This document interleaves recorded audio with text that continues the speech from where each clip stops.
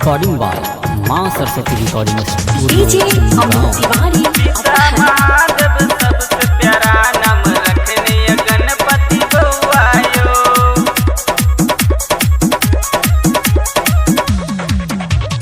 माता के पार्वती यहाँ छी गौरी के बउआयो, यहाँ छी गौरी के बउआयो।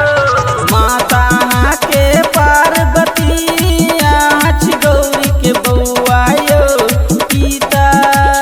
पिता महादेव सबसे प्यारा नाम रखने गणपति बउआयो।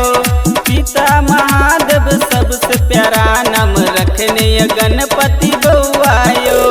DJ Aman Tiwari recording by माँ सरस्वती रिकॉर्डिंग स्टूडियो गाँव। पिता महादेव सबसे प्यारा नाम रखने गणपति बउआयो। रखने गणपति बउआयो।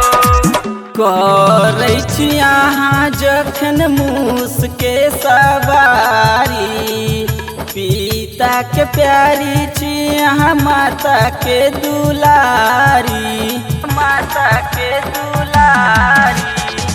करै छी अहाँ जखन मूस के सवारी, पिता के प्यारी छी अहाँ माता के दुलारी।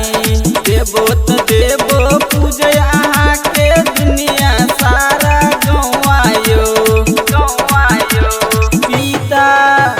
पिता महादेव सबसे प्यारा नाम रखने गणपति बउआयो। पिता महादेव सबसे प्यारा नाम रखने गणपति बउआयो। DJ Aman Tiwari recording by माँ सरस्वती रिकॉर्डिंग स्टूडियो गाँव। पिता महादेव सबसे प्यारा नाम रखने गणपति बउआयो। रखने गणपति बउआयो। माता पिता के गोद में कते नीक लगै छी, बसहा के पूछ पकड़ै छी, मोर संगे खेलै छी, मोर संगे खेलै छी। माता पिता के गोद में कते नीक लगै छी, बसहा के पूछ पकड़ै छी, मोर संगे खेलै छी। राइटर सुनील सिंगर होरी लहरिया जपैया के नौआयो, नौआयो।